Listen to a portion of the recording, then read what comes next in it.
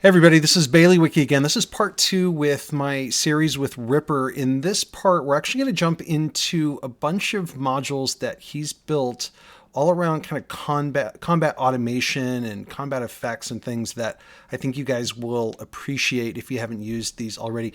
I've already learned a ton. I'm going to learn more probably in this session. But Ripper, how you doing? I'm doing very good, and I can't wait to show you all these modules because they are very neat and they can enhance any game. Yeah, and there's stuff already I know I'm going to be using. I do a lot of work with your modules around, scene development and scene design and things like that. Getting into combat automation, there's all kinds of stuff that you've been working on that are really interesting. Stuff that I use already currently in all my games, like Argon, which is I think where we're going to start, but then you're going to lead us into some other things that I think are really interesting stuff. We're going to look at both the free things that you provide and then also what's behind your paywall, some of those modules as well. So with that, I think you've got a little scene set up here. First of all, let's start with Argon, right? Argon is something that, is really something that players interact with. But what is it? And maybe show us a little bit of that. Yeah, so Argon at its core, it's really a Combat HUD, like the title suggests, and it's very simple to use. So you just click this button. You can either enable it from here or you can enable it from here. And Argon as a macro as well, if you want to enable it from that. But once you click it, you will get this bar that you can customize in terms of like the color scheme and other stuff. And it provides a ton of useful information. It's mostly built for players, especially like first-time users. But it can be used also by GMs, like no one is stopping you to have like your actions at a glance. So you can see already that we have some stuff in the bar and it's already divided into like main action, bonus action. And we're gonna enter initiative so we can see also some extra stuff that this thing does. So we're just gonna roll all and begin our combat. And you can see that we have a lot of stuff in the bar. So here is all the stuff we can do during our turn. So we have our main action, bonus action, and our character here doesn't have any reaction, but it would show those as well. Free action, like anything you can do in combat will be shown inside this little HUD here. And let's go a bit more in depth because there are many buttons, many slots. We won't make a full dive in, but just to have an idea.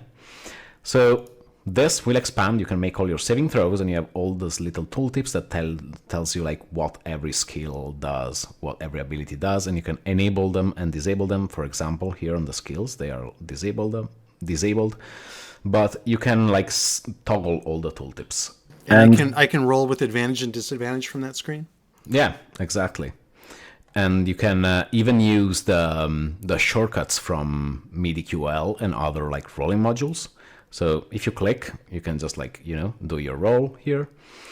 But if you have MIDI-QL or something else, you can use the control, for example, for disadvantage, and it will still work.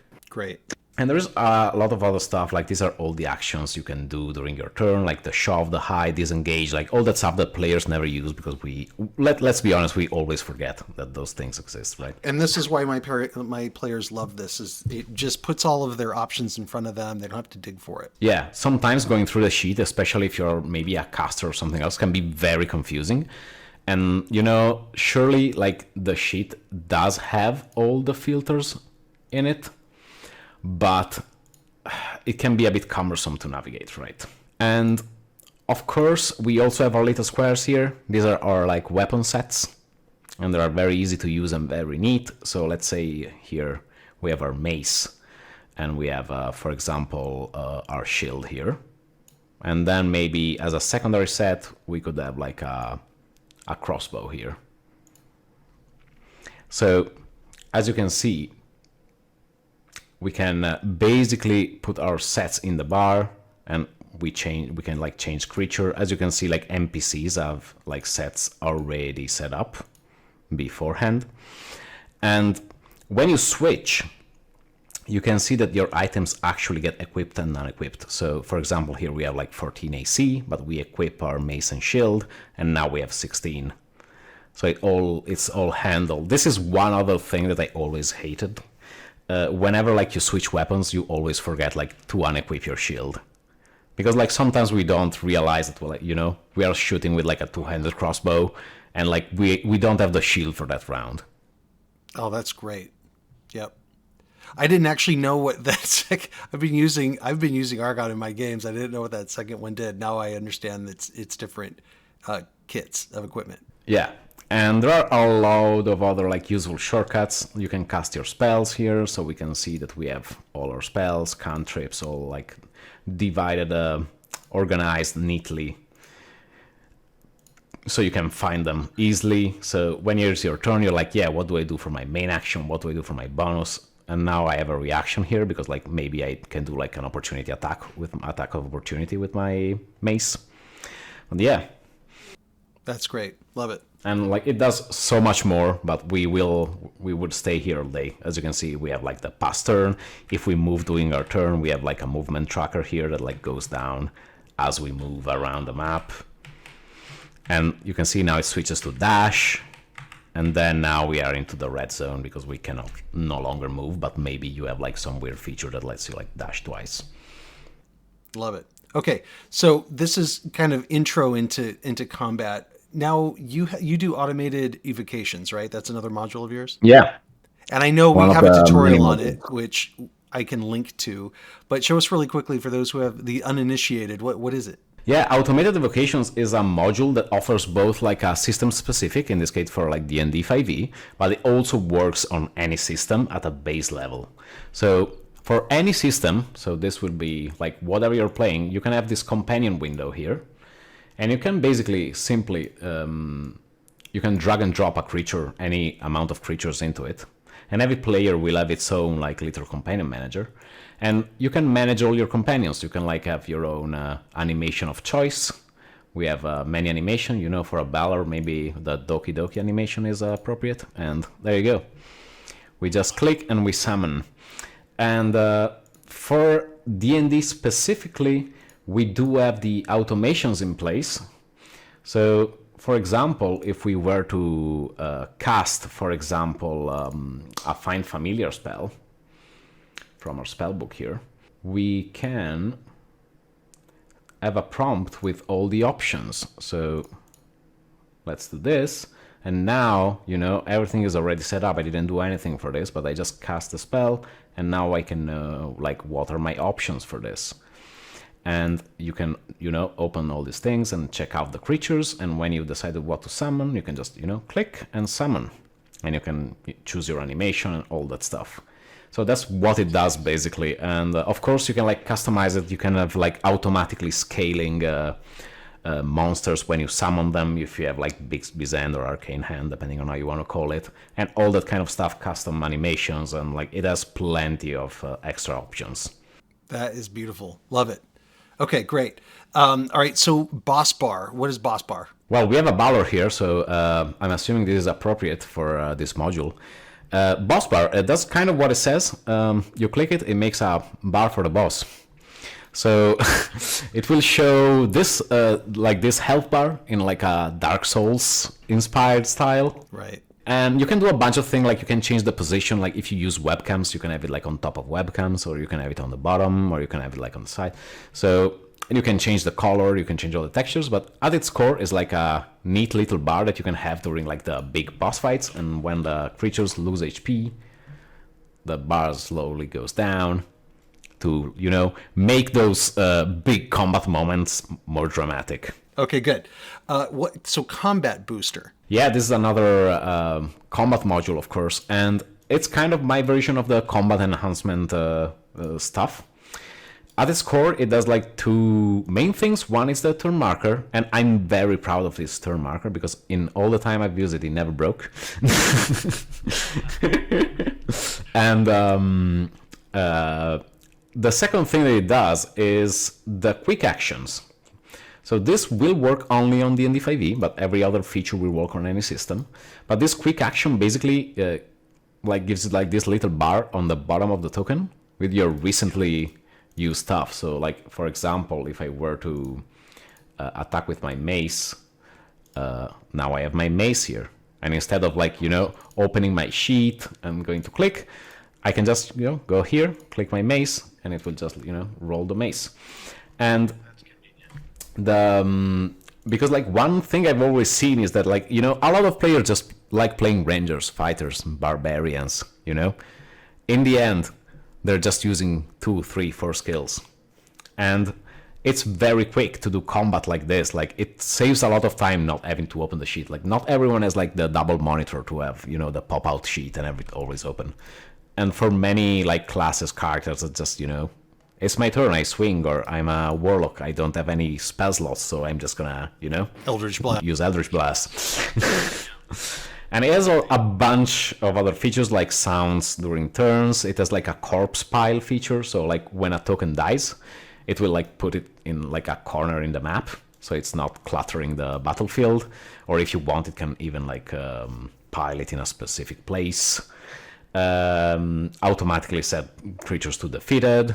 You can even like automatically have the HUD open when it's your turn, so you already have the action selected, if you want to hurry up your players even more. So yeah, it just makes combat faster. Love it. Okay, fantastic. So talk to me about Maxwell. So now Maxwell is like one, I think it has become one of my favorite modules between the three modules I have. Of course, I like levels, all that stuff, but Maxwell has really enhanced my games like by a very large amount. So what it does, it handles grave injuries. And it's an adaptation of an homebrew, which is called Maxwell's Manual of Malicious Maladies. It's a bit hard to say, but And it has a bunch of automations to automatically trigger this kind of injuries. And it's basically triggered on many different, you have many different options to trigger it. And we can like say it like quickly. We go to Maxwell. You can see like if you fumble a saving throw on a critical on damage when you go unconscious. And we are gonna enable this triggering user and NPCs because I don't have PCs, so I cannot show you what the module does otherwise. But let's say I take 9 damage.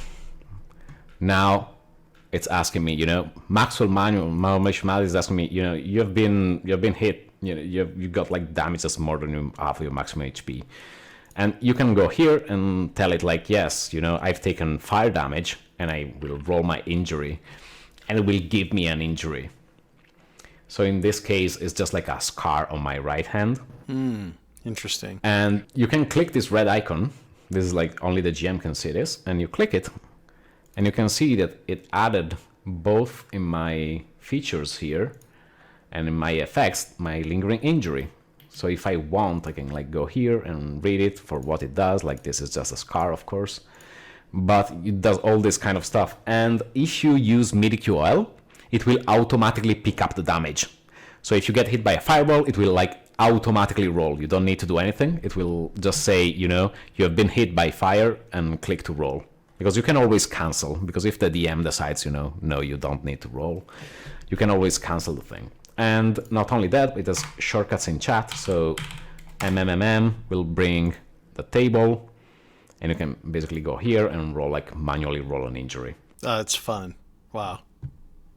Yeah, I've had players like, we've seen some very like bland injuries, but I've had players like have all like plot lines develop from one of these injuries.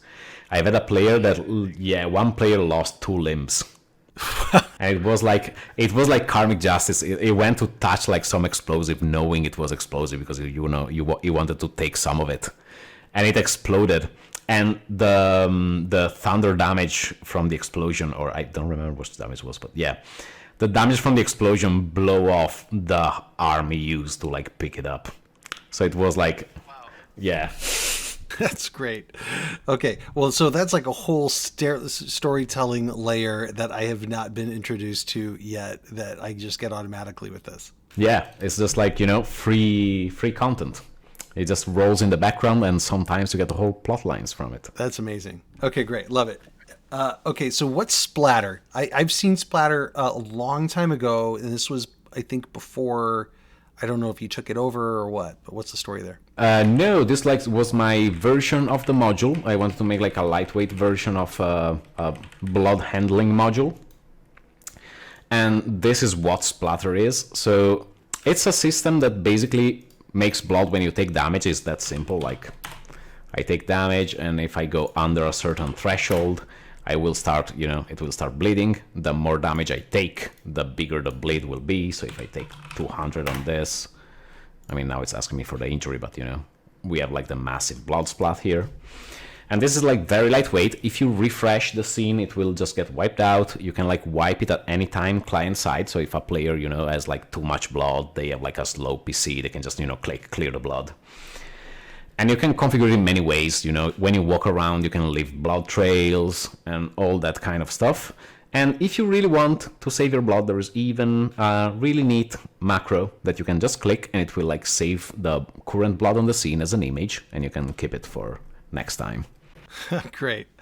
I think I might actually use that. I might actually use that and make some tiles out of it.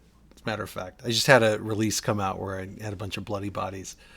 Fantastic. All right, good. So this is the free stuff that you've got around combat and effects. What's some of the paid stuff that you've got? Like hover distance is sort of the first one on my list that I'm thinking about. Yeah, for a lot of my paywall stuff, I like the simple modules that like do a lot. Like, it's a small module, but it does a lot, kind of, in a sense. And that's true for many of my paid modules. And this one is no different. Over distance does what it says. It shows you the distance when you hover something. So I just hover over this token, and you can see that it tells me, yeah, you're 25 feet from it. You're 15 from this. You're 35. So you don't have to like constantly whip out the ruler during combat. And you can really quickly see at a glance like how far tokens are. And you can even alt, and it will show you every token. Man, that's convenient. That's all it does, but it's so convenient. I am so using this. Wait, does it? I assume it doesn't have an awareness of their height. It does. So at the moment it's not enabled, but you can enable in the module settings the vertical distance. Oh man. And now you see, now it's 57 feet. That's great. Wow. Yeah, and that's great because the ruler doesn't measure this kind of vertical distance. There are modules that like make the ruler kind of use elevation, but it's still like kind of fiddly, But this you can just like hover over, and you can see at a glance how far they are. Wow, I'm definitely going to use this. This is so much more convenient than whipping the ruler out. Yeah. Cool. Okay, great.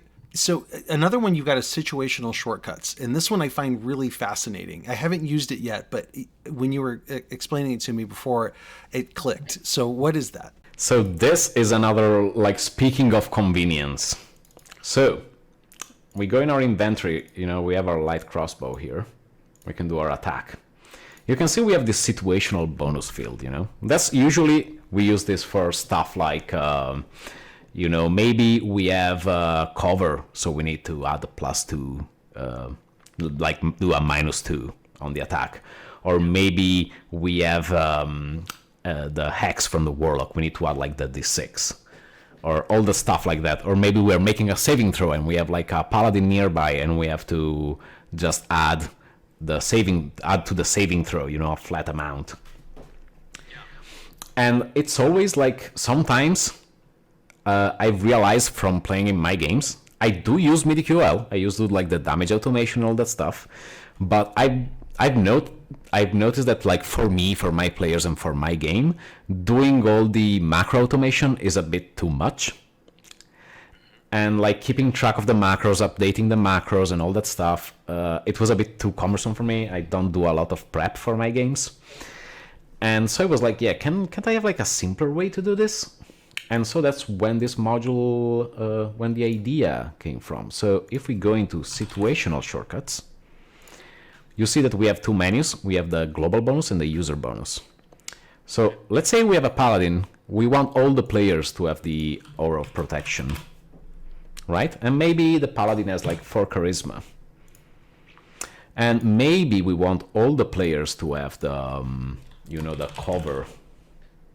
And we do -2. And maybe in my games I use the high ground. And I give a +2 to my players if they have high ground. That's same for the enemies. And now what happens is that these little bonuses are gonna be shown when we do this kind of stuff. So if I attack, now I have this. So you see this is red for negative, green for positive. This, I didn't put a sign in front of this, so it's based like on the sign that's on front. And I can just click this, or click this, or click this, and it will set the bonus in this field for me without me having to like manually type it. I can just roll, and I have my extra for the high ground. And that's it. Like, I can click like multiple times. There is a setting in the module that if you click multiple times, it like starts adding to the formula. And you can yes. Yeah.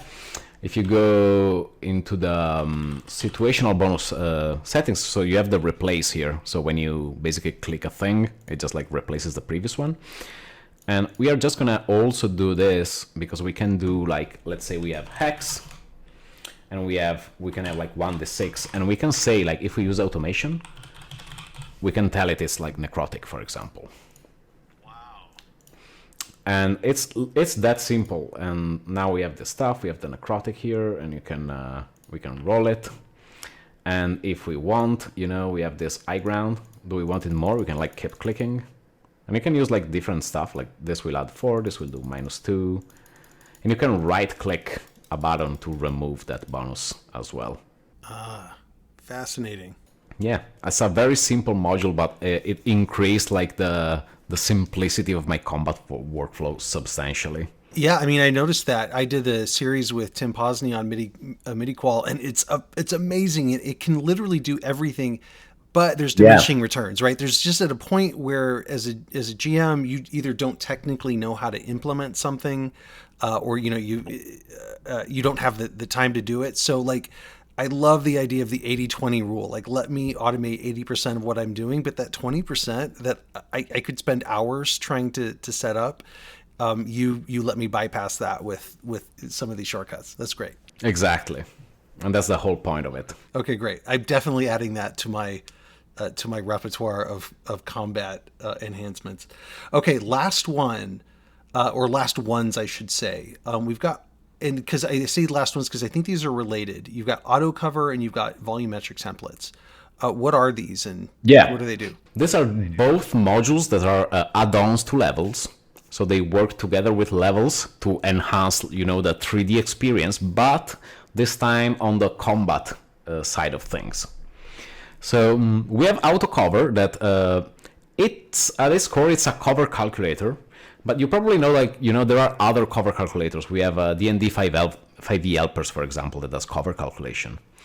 But this one does it in a different way. So it does it in 3D, and it does it based on the volume. I'm not going to go into details, but basically it can figure out the exact percentage of how much you're seeing a token.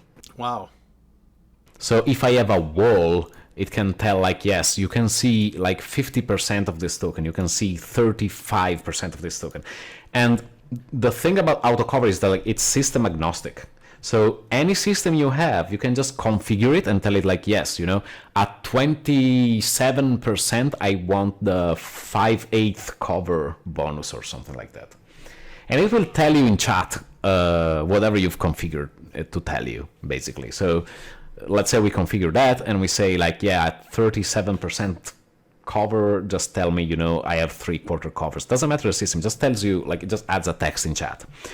It contains like a pre-configured thing for D&D 5e with active effects that you can just like import, and it's ready to go, and it will apply active effects for cover. But let's show what it does. So let me grab one of my tokens. I'm gonna go to its turn, so it will actually do the cover calculation. So let's see the walls here. So we have a wall that's 0 to 2 feet, and here it's like a wall from 0 to 4. And our tokens, by the automatic calculation of wall height, are all like 5 feet tall. So if I take my token here and I target, and I target, yes, you see that I don't have any cover to this.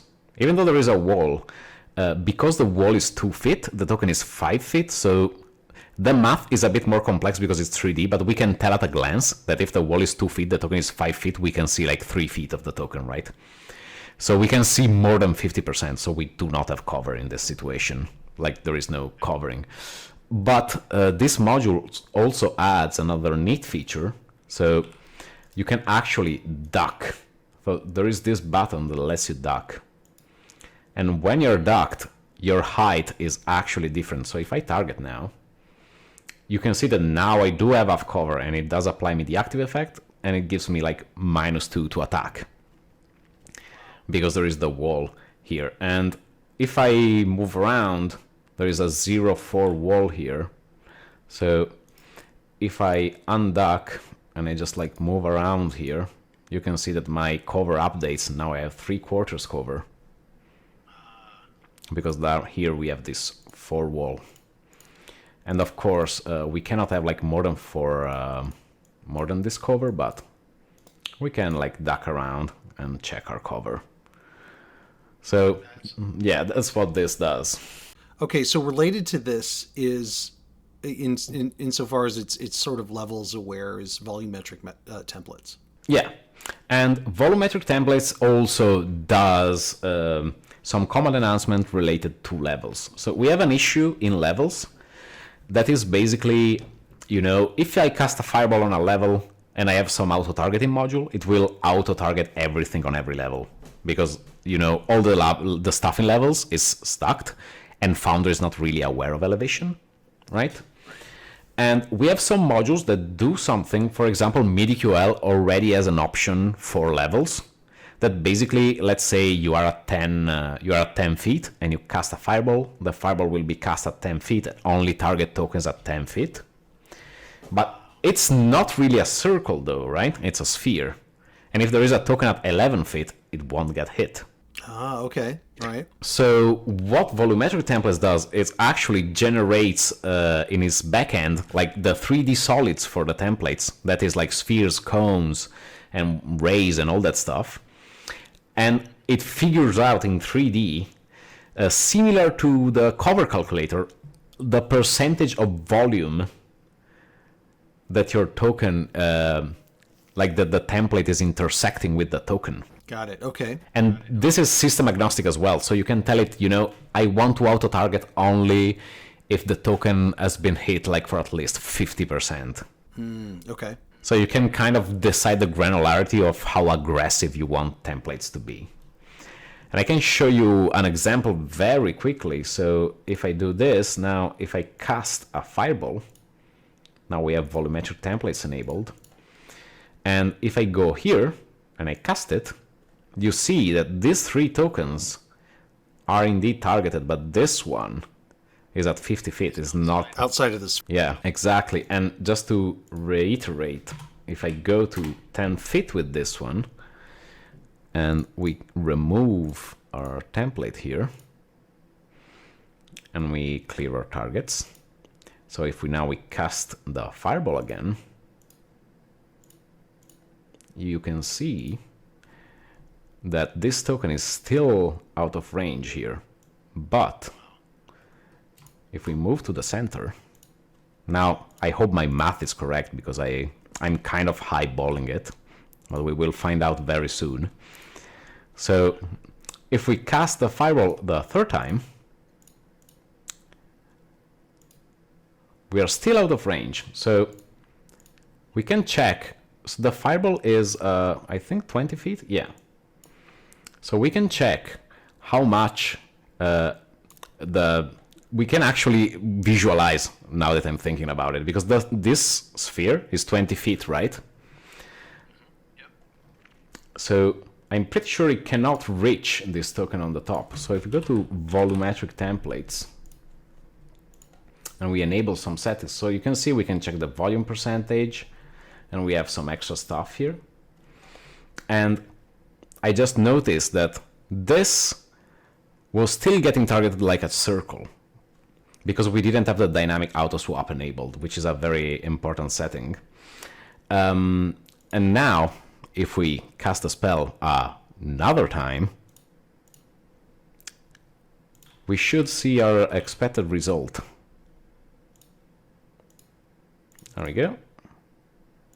Now it is targeted, because now it knows it's a sphere. So on the previous mode, you kind of have to specify that it's like a 3D thing. The dynamic auto swap will like try to automatically figure out what the shape is. So if we enable a setting in Volumetric Templates, we have like a debug mode here. We can actually see what the percentage that's been calculated from this. So you can see this is on the very edge of the sphere. And because the sphere has a curve, it's only 83%. This is a 10 feet. So it's fully covered because the sphere goes 20 feet up, right? And this one is also on another edge, but it's like more inside the sphere. So it's like 96.3. And depending on these values, it can like figure out which thing you want to target.